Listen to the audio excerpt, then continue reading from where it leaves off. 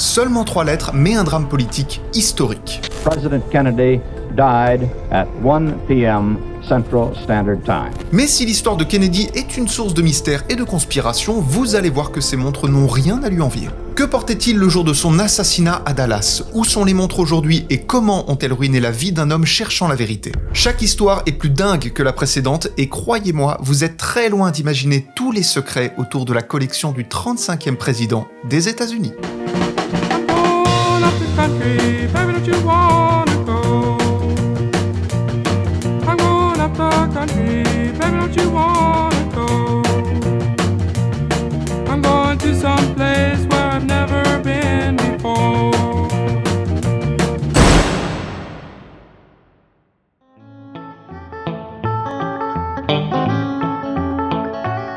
Avec tous les cadeaux qu'il a reçus, toutes ces montres n'ont pas pu être référencées au cours de sa vie. Mais s'il y a bien une pièce qui débute sa collection, c'est sa première Bulova. Le soir du 10 décembre 1941, alors qu'il n'est âgé que de 24 ans, Kennedy se trouve dans un dîner chic au 15 Dupont Circle où une jeune admiratrice lui offre cette montre. À cette époque, Kennedy c'est personne, il est même pas encore en politique, puisque sa carrière ne débute qu'en 1946, mais il faut croire que cette femme avait vu quelque chose en lui. Il est pas sorti de sa sieste. Quand vous plaisiez à l'époque, une fille pouvait vous offrir une montre. Putain, ça a changé. La pièce est sobre, simple, et on en trouve des similaires aujourd'hui pour quelques centaines d'euros. Mais surtout, elle porte sur son bracelet l'inscription JFK 1941. Ouais, alors attendez-vous à ce que je vous parle assez souvent d'inscriptions, parce que au-delà d'être une mine d'or pour les collectionneurs, elles peuvent aussi retourner complètement le cours de l'histoire, et on va le voir. Bulova, c'est une marque américaine très populaire à cette époque, comme j'ai pu vous en parler dans ma vidéo sur Universal Genève. Ce serait un peu l'équivalent d'offrir une LIP pour nous en France. Durant sa carrière, même avec toutes les pièces qu'on lui offre, cette montre reste malgré tout l'une de ses préférées. Mais peu de temps après, Kennedy s'enrôle dans la marine et il endommage accidentellement la montre en la jetant sur le pont d'un bateau après avoir sauté en mer, ce qui brisera le verre. Tu l'as jetée sur un bateau alors que t'étais dans l'eau, John. J'appelle pas ça un accident, hein. Mais heureusement, la montre fonctionne. Il l'a fait réparer, et la brise de nouveau durant ses années au Sénat. Il fait aucun effort. Il arrête alors de la porter définitivement et la garde précieusement avec ses autres bijoux sans la réparer. Après son décès, elle est offerte à l'un des membres les plus fidèles de son équipe et elle est finalement vendue aux enchères en 2013 pour 26 000 $. C'est d'ailleurs sûrement le fait qu'il ne l'ait pas réparée qui explique le verre manquant lors de la vente. Pièce intime, non politisée, témoin de la jeunesse du futur président.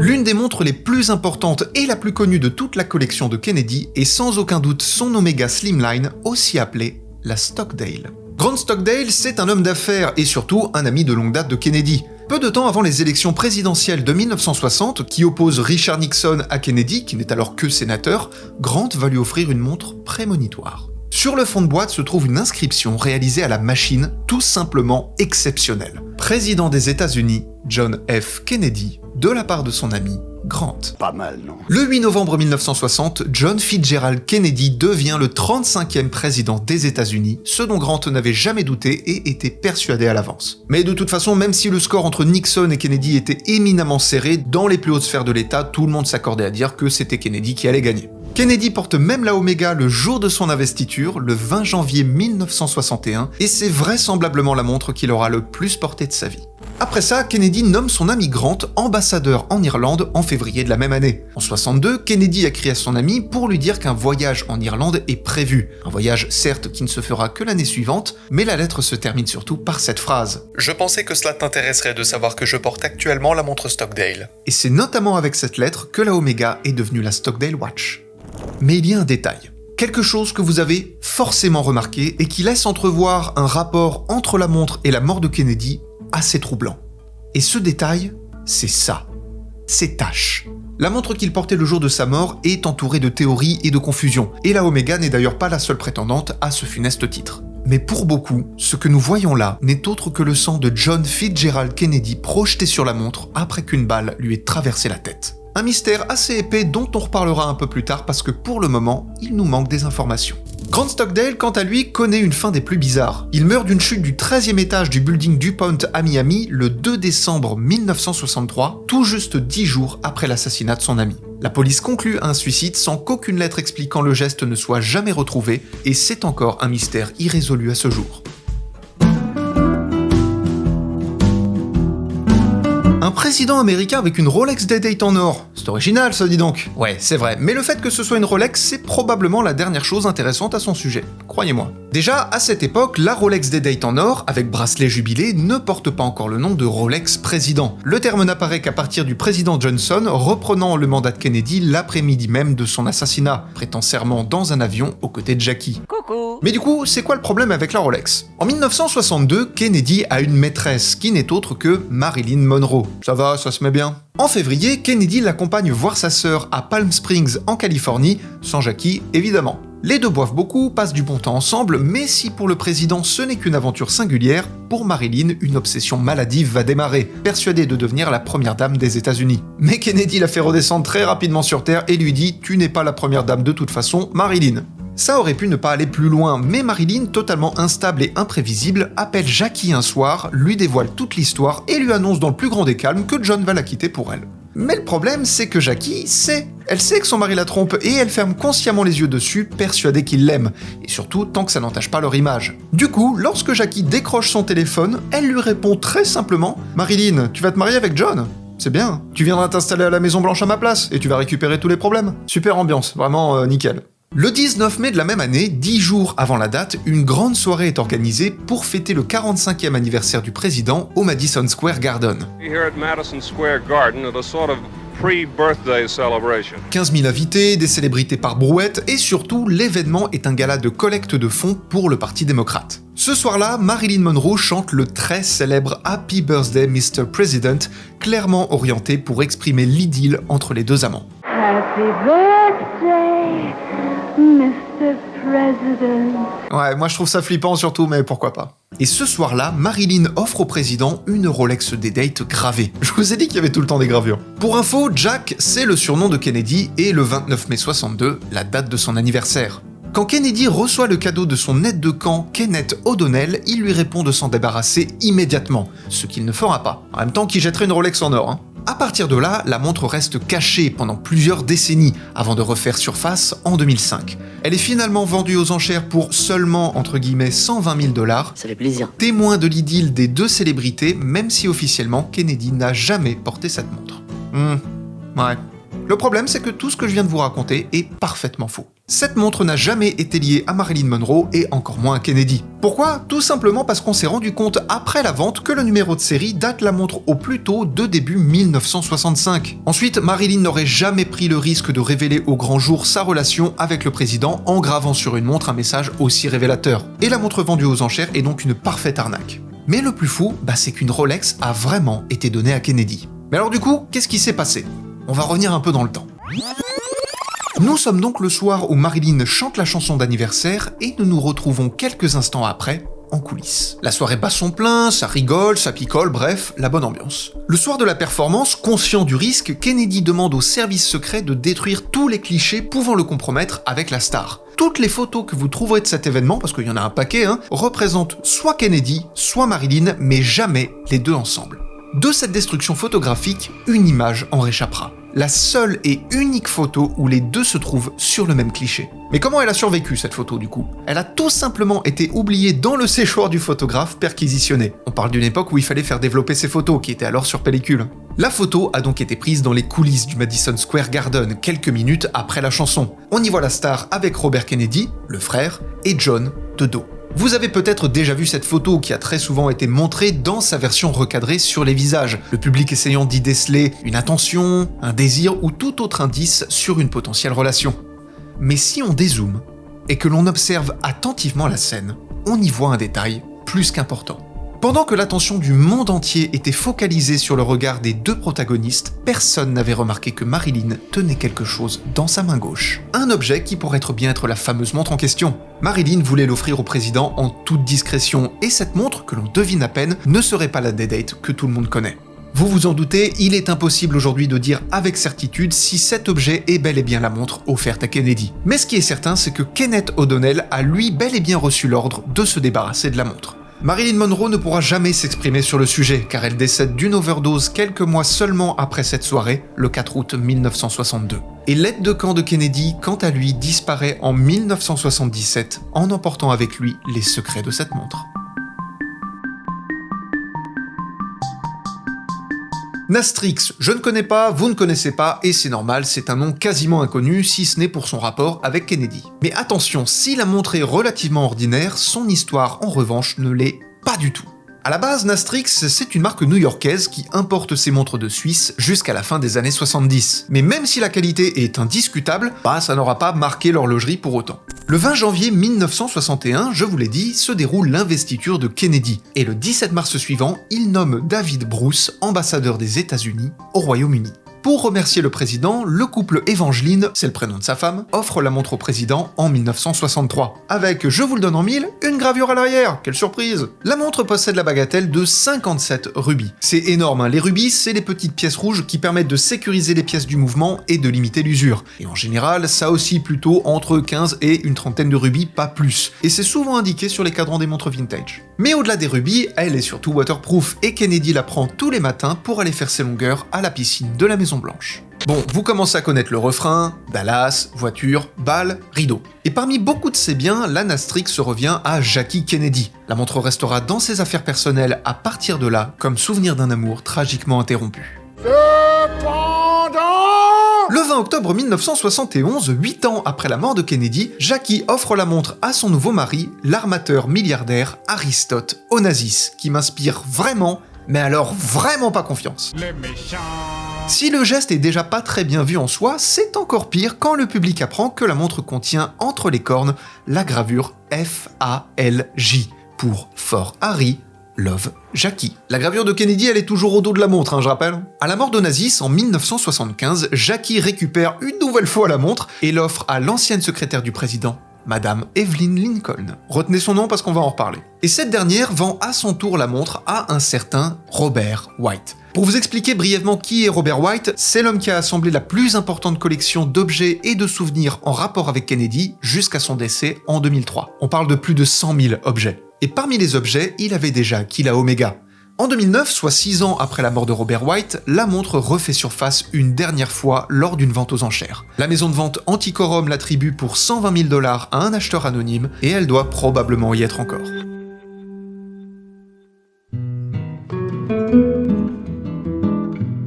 Avant d'éclaircir le mystère sur la montre que portait Kennedy à Dallas, j'aimerais survoler quelques modèles avec une histoire certes plus simple, mais intéressante à découvrir. D'abord, 2 bains russes. La première, ronde, est portée par Kennedy lors de sa campagne présidentielle de 1960. Le fond de boîte porte l'inscription « À notre prochain président JFK » et a été vendu pour 137 000 $. La montre est d'ailleurs accompagnée, comme beaucoup de ses pièces vendues, d'une lettre d'authentification manuscrite. Celle-ci est de Dave Power, collaborateur de longue date de Kennedy depuis ses débuts au Congrès en 1946 jusqu'à son passage à la Maison Blanche et plus tard conservateur à la bibliothèque John F. Kennedy. La seconde, carrée, est offerte au président en 1960, qu'il offre par la suite à Francis McCabe, membre de son équipe de campagne présidentielle en 1961. Cette fois-ci, c'est une lettre du fils de McCabe qui accompagne la vente aux enchères. Avec son bracelet extensible JB Champion et qui est l'arracheur de poils comme l'autre montre, elle sera vendue 21 000 $. Une autre montre inconnue, c'est la touriste Everlight. Réalisée et offerte par Adolphe Allman, la Everlight est la première et la seule montre non LED à éclairer à la fois le cadran et le calendrier avec une toute petite ampoule à midi. La montre est automatique avec un capot supplémentaire qui embarque une pile et qui alimente le système d'éclairage disposé autour du mouvement. Sauf que Kennedy se baignait avec la montre et elle ne marche plus, mais alors plus du tout. À nouveau, une petite lettre, cette fois-ci de notre très chère Evelyn Lincoln, la secrétaire du président donc, qui est adressée à Robert White, notre grand collectionneur. C'est une montre qu'il a beaucoup portée et évidemment, on a la petite gravure sur le fond de boîte. On change pas une équipe qui gagne. L'une des plus étonnantes, c'est une montre Elmar avec des chiffres hébraïques. C'est un ami très proche de Kennedy qui s'est rendu en Extrême-Orient et qui lui a offert cette montre en or, comme nous précise à nouveau une lettre d'Evelyn Lincoln, toujours à l'attention de Robert. Kennedy l'a essayé, mais l'a assez vite mise de côté, disant qu'il n'en avait pas l'utilité. Et pour une fois, on n'a pas de gravure. Mais si la montre est assez anecdotique en soi, elle est en revanche un symbole de l'alliance militaire américano-israélienne fondée par Kennedy. Une alliance qui met fin à la restriction sur les armes imposées à Israël par les administrations Truman et Eisenhower. Décrivant la protection d'Israël comme un engagement moral et national, Kennedy est le premier à introduire le concept de relation spéciale entre les États-Unis et Israël. Et enfin, une Hamilton, marque ô combien américaine, qui est également l'une de ses préférées. Cette montre fait partie de la série 500 qui introduit les premières montres bracelets électriques produites commercialement et qui a lancé sa demande mondiale. Sur le cadran, il y a les photos de sa fille Caroline, une Kennedy encore vivante, ça mérite d'être précisé, et de John Fitzgerald Kennedy Jr. Au dos, on peut lire la gravure la plus longue de toutes les montres qui lui auront été offertes. Un cadeau de la part de David Lawrence, gouverneur de Pennsylvanie, pour la fête nationale américaine de 1962. Et même si le destinataire de la lettre d'Evelyn Lincoln est flouté, on devine très facilement que c'est notre bon vieux Robert qui obtiendra cette montre.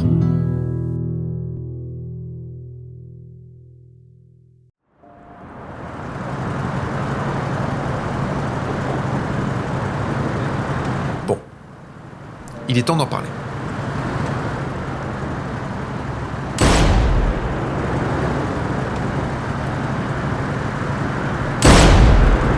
À ce moment précis, Kennedy porte une montre au poignet. Mrs. Kennedy was screaming. They've shot his head off. I love you, Jack. Mais il y a un réel débat entre son Omega et une Cartier-Tank que Jackie lui aurait offert pour leur 4e anniversaire de mariage. Si vous le voulez bien, remontons à nouveau un petit peu dans le temps. Kennedy possède une Cartier-Tank, plus précisément une Tank Louis Cartier, sans aucun doute possible, et il y a plusieurs moyens de le prouver. D'abord, on va comparer les deux pièces pour repérer des détails qui nous aideront à identifier la montre. Il y en a 3. D'abord, les cornes. Sur la Omega, on voit qu'elles sont beaucoup plus larges que la Cartier. Mais si c'est un bon élément, sur les photos d'époque, c'est parfois difficile à percevoir. Ensuite, on a la couronne. C'est moi. Là où la Cartier a sa fameuse couronne ornée d'un saphir bien visible et cassant la symétrie de la pièce, la Omega en possède une en revanche beaucoup plus discrète, presque parfaitement alignée avec le boîtier. Et enfin, le cadran, et plus particulièrement les index. La Omega est habillée de fins index bâtons avec assez peu de motifs, si ce n'est le logo, alors que la Cartier possède déjà tous les codes de la maison, les chiffres romains, la minuterie chemin de fer et les aiguilles glaive. Et quand on regarde cette photo, ce n'est en aucun cas l'Omega, mais bel et bien une Cartier. Alors quoi, on a trouvé la solution? Le mystère il est résolu? Non, c'est un peu plus compliqué que ça. Déjà, on s'aperçoit que Kennedy portait beaucoup la montre, souvent dans des moments intimes ou de loisirs. Le 22 novembre 1963, au matin, Kennedy est à l'hôtel Texas, dans le centre-ville de Fort Worth, à l'ouest de Dallas. Lors du petit déjeuner, où sont réalisées des présentations, lorsque le président applaudit, on entrevoit une montre. Au-delà de son cadran qui ne laisse que peu de doute quant au fait que ce soit la Omega, la couronne, elle, pose problème. Si on la compare avec cette photo, on voit que la couronne est abaissée vis-à-vis du boîtier et que sa proximité avec le bras peut créer une ombre, ce qui expliquerait la photo. Mais si on poursuit après le petit déjeuner, au moment où Kennedy serre des mains, on peut voir ça. Et là, on voit très bien que la couronne sort complètement du boîtier malgré l'angle de vue, et on distingue même une petite tache sombre qui représente le saphir. En soi, il y a deux options. Si c'est la Omega qu'il portait à Dallas, il a enlevé la Cartier au préalable, mais si c'est la Cartier, c'est bel et bien celle-ci. En soi, c'est pas impossible qu'il ait interverti les montres. Quand on est président, même la montre peut en dire long, c'est un détail qui est vraiment pas pris à la légère.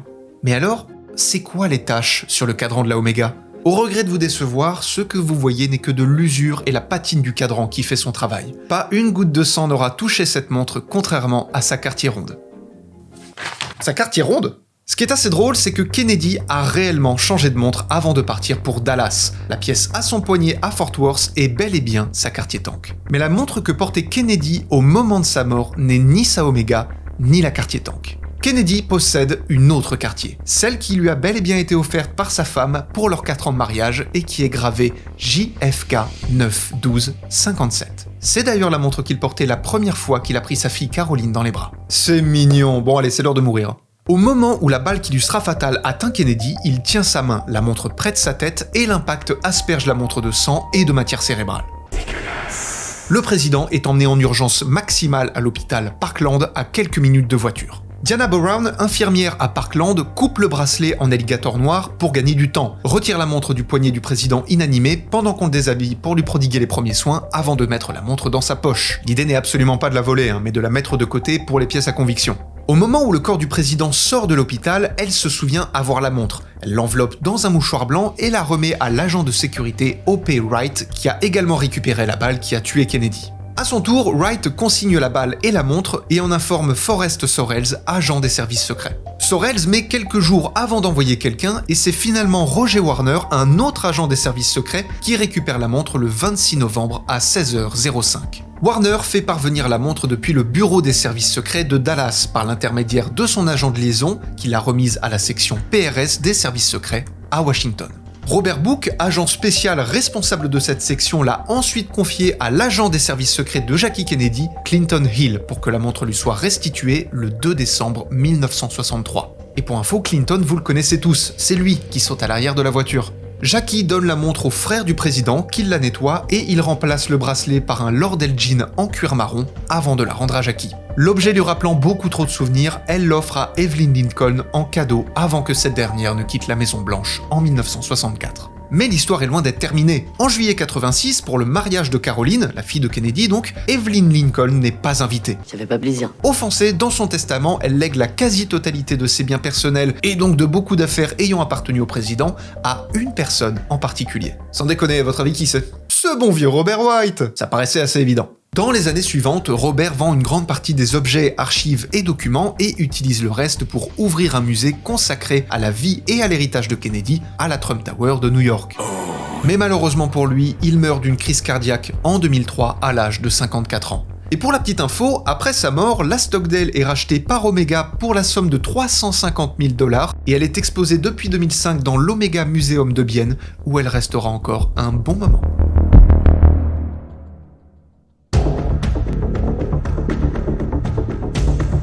Aussi étonnant que cela puisse paraître, de son vivant, Robert a vendu la montre Cartier et 2 enregistrements du bureau ovale à un certain Christopher Fulton. Quand vous recevez un héritage de votre grand-mère, ça s'arrête là. Mais quand vous avez en votre possession 2 enregistrements du bureau de la Maison Blanche et la montre que portait Kennedy le jour de sa mort et que vous faites preuve d'un peu trop de curiosité, vous devenez un ennemi du gouvernement.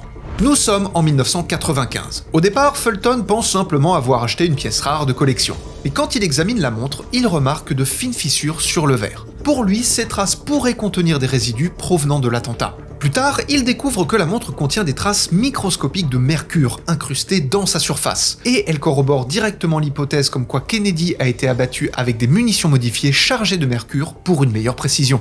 Plus Fulton enquête sur l'origine de la montre, plus il découvre que l'objet a circulé dans un réseau complexe de personnes liées à la Maison Blanche et aux archives privées de Kennedy. À force d'efforts, il réussit même à entrer en contact avec JFK Jr., le fils du président assassiné.